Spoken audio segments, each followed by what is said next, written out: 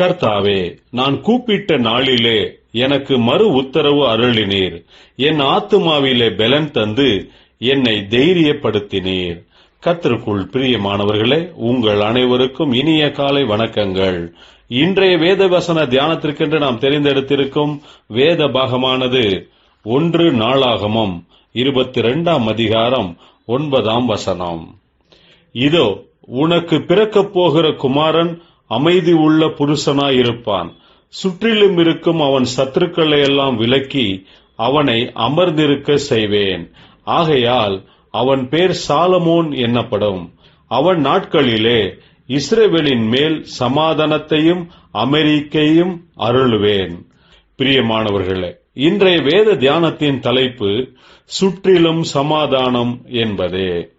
தாவீது ராஜா தேவனுடைய கோபத்திலிருந்து ஜனங்களை காப்பாற்றும்படிக்கு ஓர்னான் என்பவனின் களத்தில் கர்த்தருக்கென்று ஒரு பலிபீடம் கட்டும்படிக்கு கேட்டான். அந்த இடமே தேவனுக்கென்று ஆலயம் கட்டும் இடமானது. தாவீது அங்கே கர்த்தருக்கென்று ஆலயத்தை கட்டும்படிக்கு கர்த்தரிடத்தில் அனுமதி கேட்கும்போது, கர்த்தர், நீ அநேக யுத்தங்களை செய்திருக்கிறதினால், உன்னுடைய கைகள் இரத்தக்கரைகளாக இருப்பதினால், நீ எனக்கு என்னுடைய ஆலயத்தை கட்டக்கூடாது என்று அவனுக்கு கர்த்தர் அனுமதி கொடுக்கவில்லை. உன்னுடைய மகனான சாலமோன் தான் என்னுடைய ஆலயத்தை கட்டுவான். அவன் காலத்தில் அவன் சமாதானத்துடன் இருப்பான். அவனை சுற்றிலும் சமாதானம் இருக்கும் என்பதாக கர்த்தர் வாக்கு கொடுத்தார். இந்த வார்த்தைகளை தாவீது தன்னுடைய மகனான சாலமோனுக்கு அறிவித்தான். பிரியமானவர்களே, நாம் இங்கே அறிந்து கொள்ள வேண்டியது என்னவென்றால், தேவனுடைய ஆலயம், தேவனுடைய ஊழியங்களில் ஈடுபடுகிறவர்கள் சமாதானத்துடன் இருக்க வேண்டும்.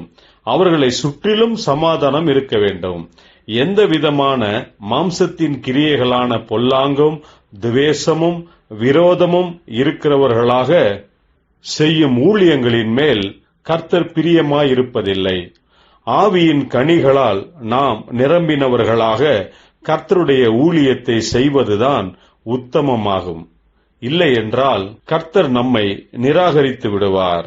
கர்த்தர் தாமே நம்மை சமாதானத்தினால் நிரப்பும்படிக்கு அவரிடத்தில் ஜெபிப்போமாக. ஜெபிப்போம்.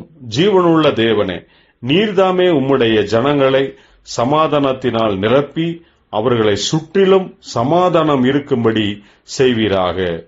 உமக்கே என்றென்றும் மகிமை உண்டாவதாக. இயேசு கிறிஸ்துவின் நாமத்தில் ஜெபிக்கிறோம் நல்ல பிதாவே. ஆமேன்.